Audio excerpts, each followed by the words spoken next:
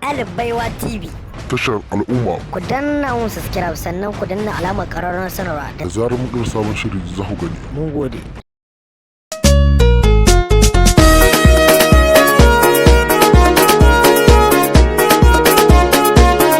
Abdul Miyami on the beat.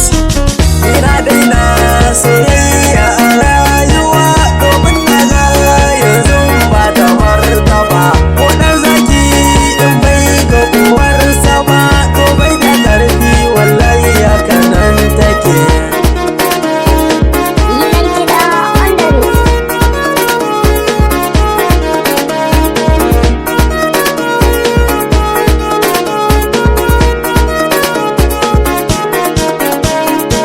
Yau ma labarin soyayya ne zan baku ta shiga jinin jiki da yi mamaye. Ki tausaya karki mini illaya in kika bar ni ya zan yi da zuciya. Mun taso ne muna yara ƙanƙana da ni da shi ai ba mun yi rigima. To wai mi ma zai sama da rigima ashe akwai cin amana.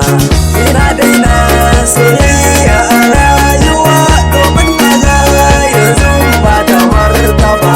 Ko ɗan zaki in bai ga uwarsa ba to bai da ƙarfi wallahi haka nan take.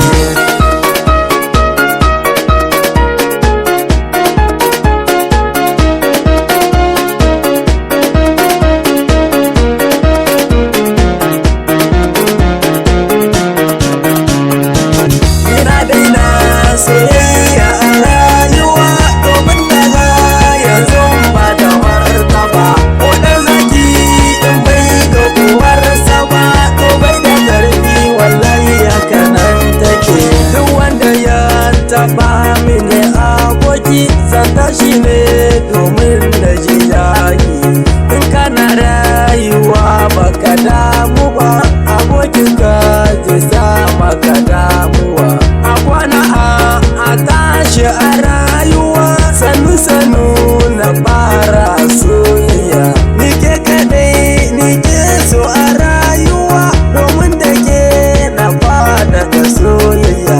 Ashe shi ma santa ne yake wata ran ne nake shi a waya sai na ce mai yanzu zan tafiya.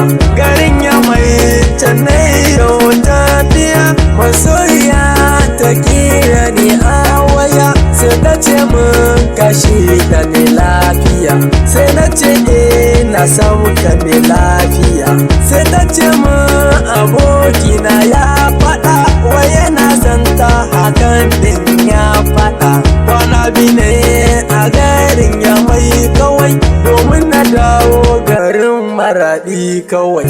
Ina zawa garin Maraɗi kawai kuma sona a can kawai na dusa. Ina zuwa su bi na iske wurin an ci amana.